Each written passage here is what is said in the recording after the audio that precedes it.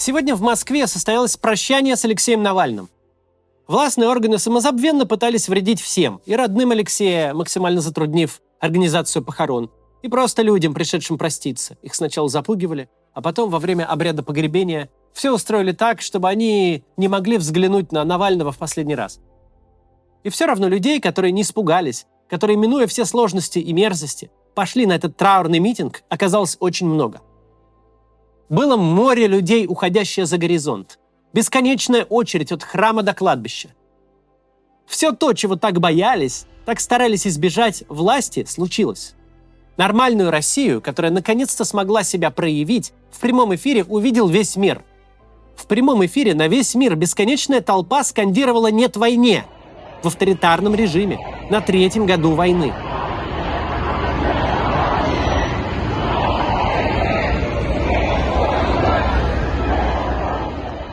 На прощании были самые разные люди, очень много пожилых.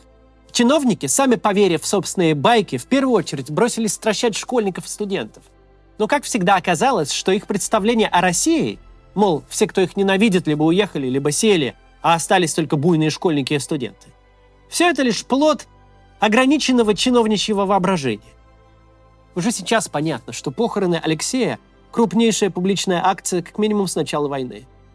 Пока Путин вещает об абсолютной поддержке, тысячи людей в Москве под огромным давлением выходят в память того, кого он убил. И это безмерно впечатляющее зрелище. Понятно было, что людей будет много, но пришло намного больше, чем просто много.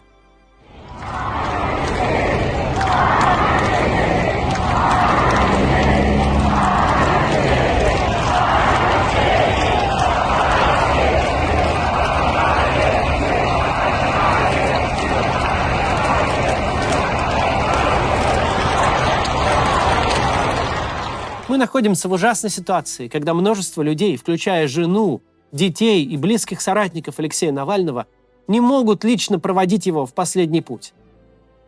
Этого не могу и я, поэтому только в такой форме, видеороликом, я отдаю дань памяти лидера российской оппозиции, которого смогли убить, но который не сдался. Лучший способ почтить память Навального – вспомнить, каким он был человеком, что сделало его главным врагом путинского режима. Врагом, с которым режим боролся изо всех сил, не жалея ресурсов. Самое удивительное качество Навального – способность к самообучению, самовоспитанию и умению расти над собой. Оппоненты часто припоминали Навальному движение «Народ» и участие в русских маршах или ксенофобные высказывания конца нулевых, антииммигрантскую повестку и все в таком духе. Действительно, если мы посмотрим на Алексея образца 2006 года, то человека с такими взглядами, кажется, проще представить сегодня среди героев Донбасса или зет-военкоров, а не лидером российской оппозиции. Но прошлое Навального – это не компромат, это комплимент. Нет никакой заслуги в том, чтобы родиться в семье московской либеральной интеллигенции и просто из воздуха впитать адекватные ценности и картину мира. Это примерно как унаследовать родительское состояние. Эти деньги – это хорошо, но это не твоя заслуга. А вот за считанные годы пройти путь от сомнительного активиста до признанного лидера очень непростой и капризной аудитории, городского образованного среднего класса, это настоящее достижение. Навальный в 2006-м, выпускающий ролики о легализации оружия, и Навальный в 2013-м, во времена его мэрской кампании, это два разных человека. И вот это действительно потрясающая способность. Понимать свою роль, понимать, кем ты стал, и постоянно расти, становиться лучшей версией самого себя. Это невероятный личностный рост. Тот, кто в 2008 году оскорблял грузин, в 2023 написал Михаилу Саакашвили, бывшему президенту Грузии, а ныне политзеку, письмо с извинениями и поддержкой. Написал из колонии, где содержался в пыточных условиях. Алексей Навальный не просто герой. Он сознательно стал героем. Это не врожденное качество, но результат титанической работы над собой. И это то, чему мы должны учиться у Навального. Стать лучшей версией себя – тяжкий труд, но именно что труд, а не чудо. Алексей всегда старался жить в реальном мире и работать с той Россией, которая есть, а не с той, которая ему нравится. Он прекрасно понимал эффект проповеди церковному хору, понимал, что нельзя стать лидером, если говоришь только то, что хочет слышать ядерная аудитория. Опять же, по интернетам толпами ходят не очень умные люди, которые тычут в Навального фразой «Крым не бутерброд». Мало кто из них полностью слушал первоисточник, интервью Венедиктову на «Эхе Москвы». А если бы слушал, то обнаружил бы, что это была попытка, довольно неудачная, уйти от прямого вопроса. Тогда от этого вопроса действительно нужно было уходить. До полномасштабного вторжения 22 года Крым был темой, которая просто бессмысленно раскалывала аудиторию. Всем было ясно, что проблема не будет решена, пока Путин у власти. И почти у каждого по Крыму была своя совершенно радикальная позиция. Ядерная аудитория Алексея в массе своей, конечно, считала и продолжает считать Крым оккупированной территорией, которую необходимо так или иначе вернуть под легитимную власть Украины. Но Навальный понимал, что однозначно принять эту позицию – это значит оттолкнуть миллионы потенциальных сторонников. Навальный всегда смотрел на большую картину и понимал, любой вопрос можно решить, достигнув политического лидерства и власти.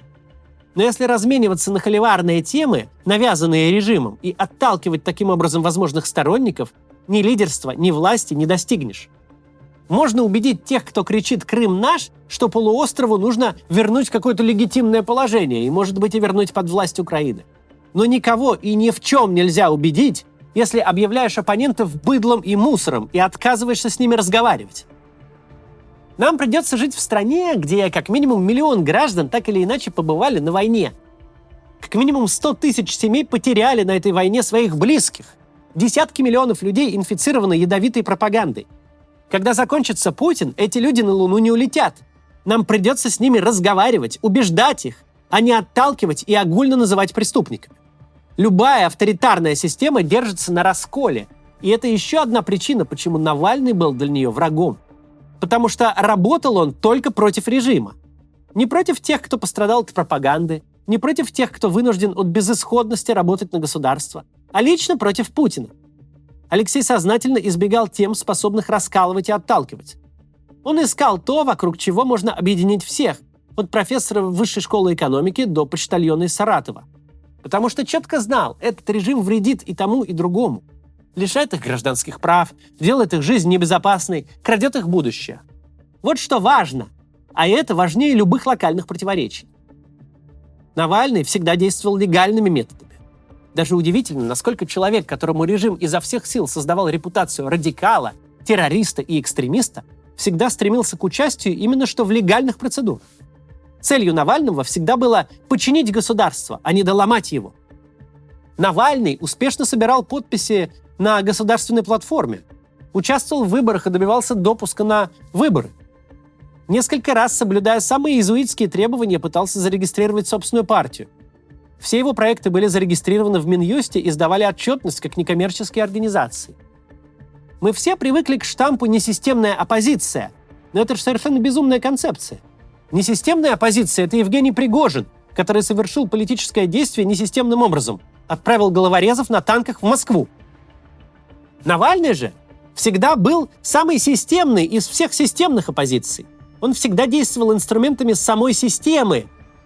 Именно тем он и был опасен.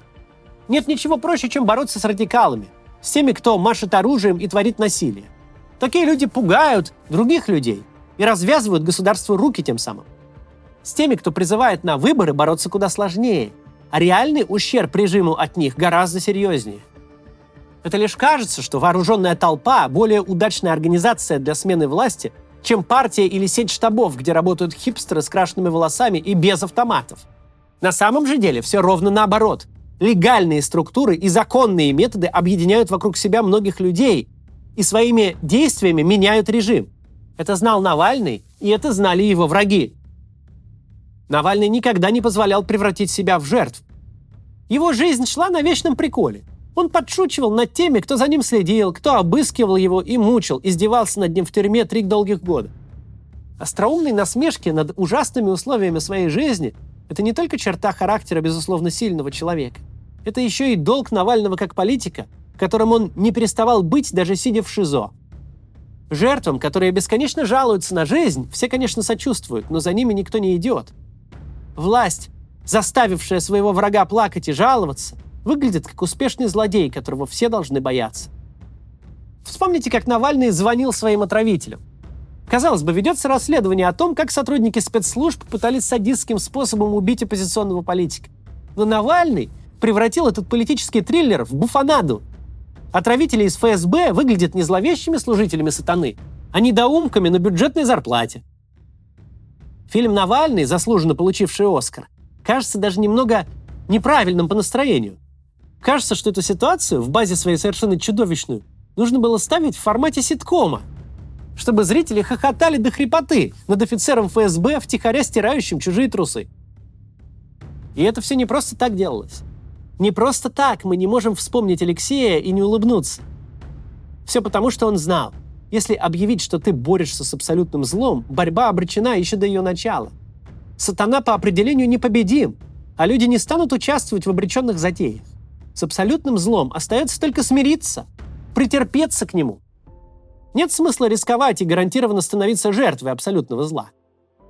Для Навального российский режим всего лишь сборище карикатурных мудаков, случайно дорвавшихся до власти. Мудаков кровавых, жестоких, вороватых, ведущих страну в бездну, но мудаков. Мудаки, в отличие от абсолютных злодеев, победимы. Не нужно трястись перед ними, совсем наоборот. Нужно всем показать, какие они никчемыши. Полбеды, что ты, недоумок, спер $1 миллиард на дворец, а потом декорировал его как придорожный кабак, где дальнобойщики курят кальян под песню «Черные глаза».